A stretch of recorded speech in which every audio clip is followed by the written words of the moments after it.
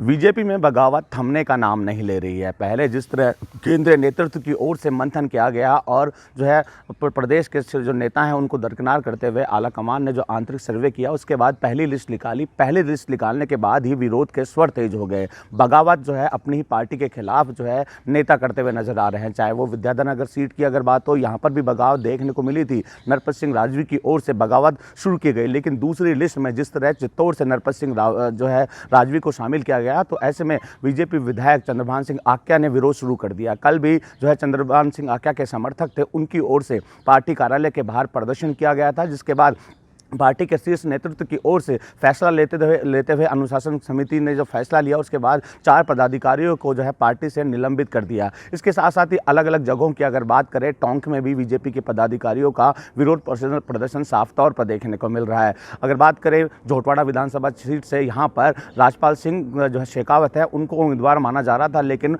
जो शीर्ष नेतृत्व है उनकी ओर से उनकी टिकट काट दी गई, जिसके बाद विरोध के स्वरूप तेज हो गए और लगातार झोटवाड़ा विधानसभा क्षेत्र में जो राजपाल सिंह शेखावत है, उनके जो कार्यकर्ता है, उनकी ओर से विरोध जाहिर किया जा रहा है। झोटवाड़ा विधानसभा क्षेत्र में पैदल मार्च निकाला जा रहा है। इसके साथ साथ ही पार्टी कार्यालय पर भी विरोध जो है उनकी ओर से दर्ज किया जा रहा है। वहीं अगर बात करें सांगानेर विधानसभा सीट की, यहाँ से जो है बीजेपी के विधायक अशोक लाहौटी का भी टिकट काटा गया और हालांकि बताया जा रहा है कि शीर्ष नेता और तो आरएसएस के प्रमुख जो है अशोक लाहौटी से नाखुश नजर आ रहे थे, जिसके बाद उनका टिकट काट दिया गया और उनके भी कार्यकर्ता जो है लगातार विरोध प्रदर्शन करने में लगे हैं। हालांकि जिस तरह पहले लिस्ट निकाली गई थी और चर्चाओं का दौर इसलिए भी शुरू हो चुका था क्योंकि कहा जा रहा था कि प्रदेश नेतृत्व से जो है चर्चा नहीं की गई, बिना प्रदेश नेतृत्व के चर्चा के टिकट का वितरण कर दिया गया। हालांकि दूसरी लिस्ट में माना जा रहा था कि विरोध के स्वर जो है थोड़े थम जाएंगे, क्योंकि कमेटी जो है शीर्ष नेतृत्व की ओर से बना दी गई थी। अशोक कैलाश चौधरी को उसमें शामिल किया गया था। उसके साथ साथ ही पार्टी के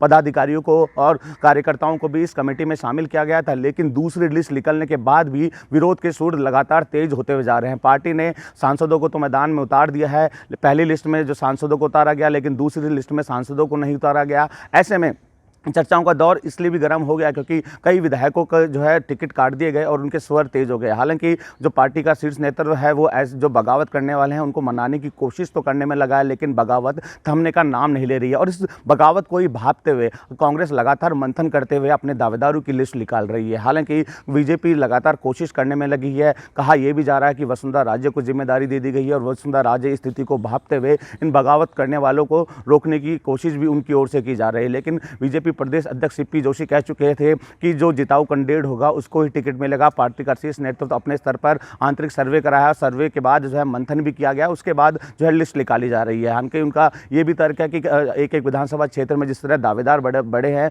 तो कहीं ना कहीं एक को ही टिकट मिल सकता है। ऐसे में बगावत होना तो लाजमी है, लेकिन बगावत रोकने के लिए जो रूट है उनको मनाने के लिए पार्टी का शीर्ष नेतृत्व मंथन करने में लगा है। बसंत पांडे, TV9 जयपुर।